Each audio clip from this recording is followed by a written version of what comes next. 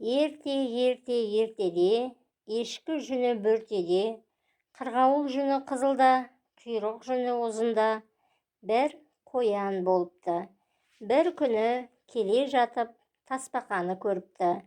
Тасбақаға: «О, достым, қайда бара жатсың?» десе: «Бүгін күн қандай тамаша, серуендеуге шықтым. Өзіңмен кездесу бір ғанибет. Кездесуімізді атап өтпедік пе?» депті тасбақа.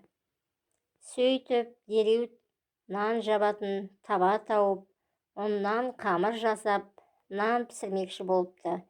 Екеуі пісіріп жатқанда қоянның ойына бір арам ой келіпті. Бұл нанды қалай өзім жесем екен деп, әрі ойланып, бері ойланып, тасбақаға былай депті: «Тасбақа досым, былай істейміз бе? Мына табаны төбеден төменге қарай зырғытып жіберейік. Кім бірінші жетсе, сол жесін нанды» депті. Тасбақа оған келіскісі келмепті. Себебі қоянға еріп жете алмайтынын біліпті. Бірақ қоян дегеннен қайтпай тұрып алыпты. Осылайша тасбақа көнуге мәжбүр болыпты. Сол кезде оның ойына бір айла келіп, қоян басқа жаққа қарап тұрғанда табаның ішіне нан жабыспасын деп сулап қойыпты.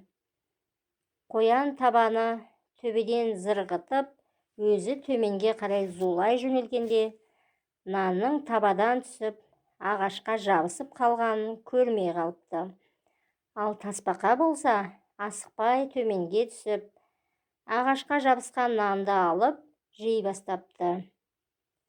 Әрең дегенде табаға жеткен қоян ішін ашып қараса, нан жоқ. Не істерге білмей, төбеге қарай жүгіре жөнеліпті. Жүгіріп келе жатып, ұзақтан тасбақаның нанды жеп отырғанын көріпті. Амал қанша? Келісім бойынша нанды бірінші алған жеуі тиіс. Қарны ашқан ол жалбарына бастапты: «Айналайын тасбақа, бір үзім наныңнан берші» десе бір үзім. «Екі үзім дегенді білмеймін, өзі шикі піссе де дәмді екен» деп барлығын жеп тауысып қойыпты. Қарнын сипап тұрып: «Ал қоян досым, бүгінгі тамақ өте дәмді болды, үлкен рахмет» деп үйіне қарай жол тартыпты.